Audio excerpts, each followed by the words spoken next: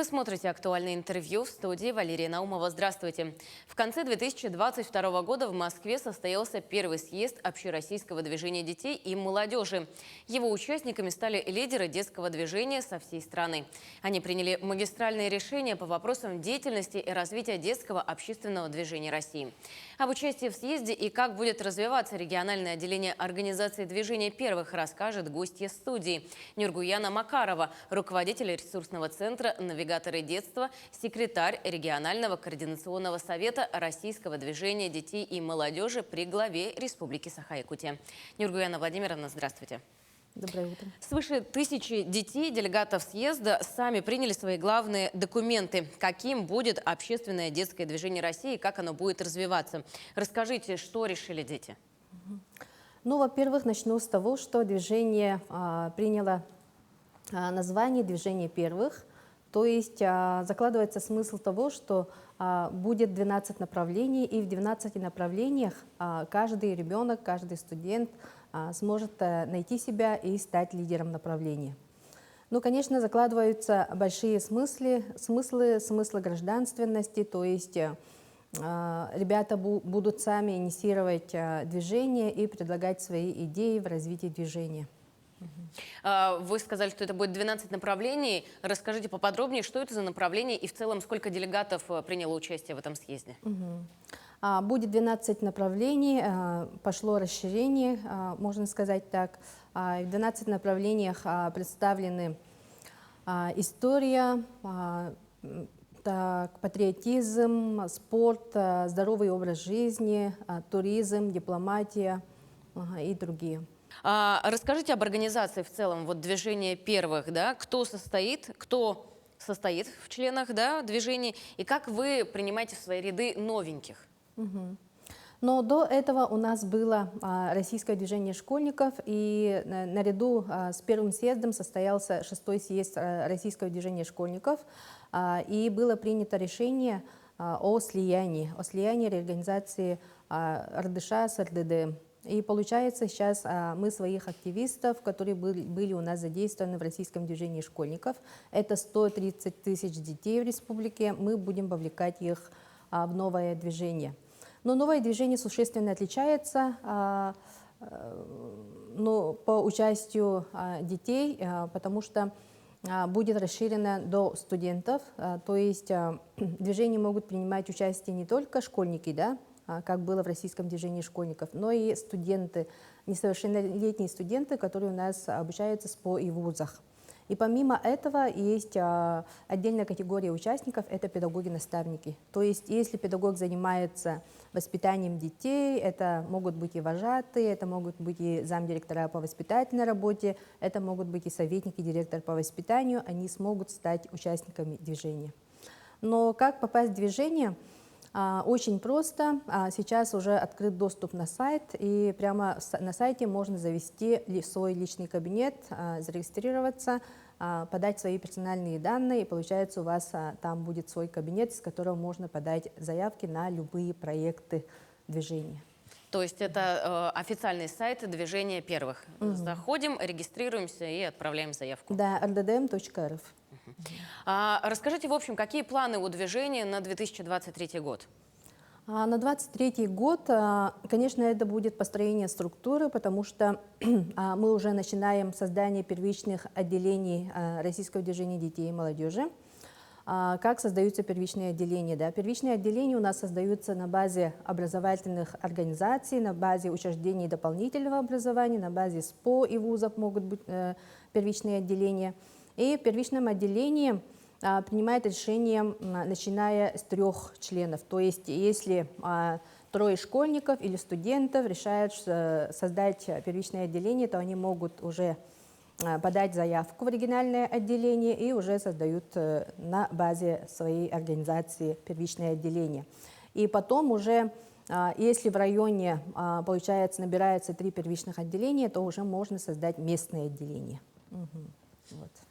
А какие проблемы, на ваш взгляд, больше всего волнуют детей нашего региона, и что бы они хотели заниматься, чем бы хотели полезным для себя? Ну, как раз вот в пятницу у нас состоялся детский гражданский форум. Там была организована работа по направлениям российского движения детей и молодежи, и мы услышали предложения от наших детей.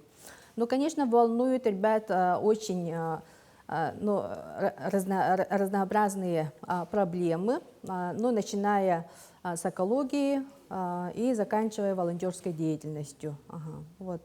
И интересные такие предложения тоже были, но каждый раз, ежегодно мы смотрим предложения наших детей и пытаемся их воплотить в жизнь. И прошлые годы, например, ребята мечтают, чтобы был такой интерактивный, хороший сайт детского движения Якутии. И, конечно, я думаю, в этом году, если у нас пойдет с российским движением детей и молодежи такая большая работа, мы попытаемся воплотить это в жизнь. Да? Но по волонтерской, по экологической направленностям тоже мы поддерживаем инициативы наших детей, в том числе проводится у нас конкурс на грант главы Республики Саха-Якутия по инициативам детских общественных организаций республики. И, конечно, хотелось бы отметить, что Координационный совет Российского движения детей и молодежи в нашей республике возглавил глава республики Айсен Сергеевич Николаев. Каждое движение должно иметь свою атрибутику. Расскажите, есть ли у вас какие-то свои отличительные знаки? Пока атрибутики у нового движения нету, но есть, конечно, предложения, и я думаю, в этом направлении у нас будут интересные предложения, и будет уже конкурс на создание атрибутики, и коллективным мнением будет это принято. Чем наполнена по содержанию деятельность движения? Немножко расскажу о делегации, которая приняла участие в первом съезде Российского движения детей и молодежи от нашей республики. Приняло участие 13 детей и 3 взрослых. И ребята представили все существующие детские общественные организации в нашей республике. Это было Российское движение школьников, это и «Большая перемена», это «Юнармия», это организация «Вымпел». И ребята лидеры своих направлений, да, и в Федеральный координационный совет у нас вошла девочка Юлия Антонова из Мирнинского района, которая участвовала успешно в большой перемене, проекте «Большая перемена». И миссией движения ребята совместно с другими региональными отделениями приняли такое решение, что миссия движения – это будет быть с Россией, быть в движении и быть вместе. Нургуяна Владимировна, но в конце 2022 года, как раз мы как сказали, состоялся первый съезд общероссийского движения детей и молодежи. Это мероприятие будет ежегодным или это был всего лишь первый и пока дальнейшей информации нет? Это был учредительный съезд, и, думаю, по мере наполнения содержанием движения такие мероприятия будут проводиться, потому что съезд – это было такое знаковое большое мероприятие, в котором приняли участие руководители нашего государства, руководители региональных отделений, поэтому для ребят создали такой большой праздник, такую большую площадку, на которой состоялся обмен мнениями. Ребята пришли со своими проектами, смогли на интерактивных площадках высказать свои предложения по развитию нового движения. Как раз еще тоже хочется спросить, а в чем такое глобальное различие? Детское движение было у нас и раньше, да? Но сейчас движение первых – это новинка. В чем отличие от предыдущего движения? Конечно, большое различие нового от других общественных организаций – это идея единения, единства всей страны, то есть все существующие детские общественные организации в нашей России вольются в это большое новое движение. И, конечно, будет большая поддержка от государственных структур, потому что летом у нас был принят закон, 14 июля, федеральный закон 261 о российском движении детей и молодежи, то есть движение поддерживаться будет федеральным законом. Поэтому это уже все серьезно и на государственном уровне будет. Вы уже рассказали про инициативы детей, это экология, да, волонтерство. А как еще выражается их активность и насколько она большая, как ее можно оценить? Ну, конечно, как я сказала в начале, ребята по 12 трекам смогут стать лидерами своих направлений и развивать в своем направлении. То есть у ребят будет огромный выбор, да, огромные возможности в новом движении, потому что сейчас уже есть такие интересные проекты, которые идут наравне государственной политикой, которая идет у нас в нашей стране. Да, например, дети участвуют в проектах «Дети детям». Это организуется гуманитарная помощь, организуется, дети пишут письма участникам специальной военной операции на Украине. Да. Также есть такого рода проекты, как «Герой моей страны», где ребята пишут стихотворения, песни о героях страны, участниках спецоперации, и могут эти стихотворения и песни исполнить со знаменитыми певцами, политиками или, может быть, руководителями детских общественных организаций. То есть интересные такие проекты есть. И в каждом направлении, я думаю, каждый ребенок может найти себя и развить свои лидерские качества и развить свой потенциал. То есть движение закладывает смысл, что каждый ребенок должен развиться в своем направлении.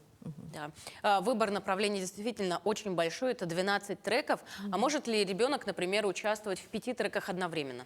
Да, конечно, потому что детское движение – это как раз такая площадка, профориентационная площадка, да, где ребенок, начиная с начальных классов, пробует себя в разных направлениях, и уже к выпускному классу он уже знает, куда поступить и какое направление своей жизни выбрать. Кстати, вот у нас в этом году появилось новое движение «Орлята России», где принимают участие ребята начальных классов, начиная с 1 по 4 классы. Проходят треки в течение учебного года, и в мае уже победители треков получают возможность принять участие во Всероссийском детском центре «Орленок на смене» «Орлята России». Ну, то есть возрастной диапазон в движении это практически от 7 лет и до 18. До 18. Нюргена Владимировна, спасибо вам большое, что пришли. Желаем удачи вашему движению. Все обязательно получится. Но я напомню, что вы смотрели актуальное интервью. Всего доброго.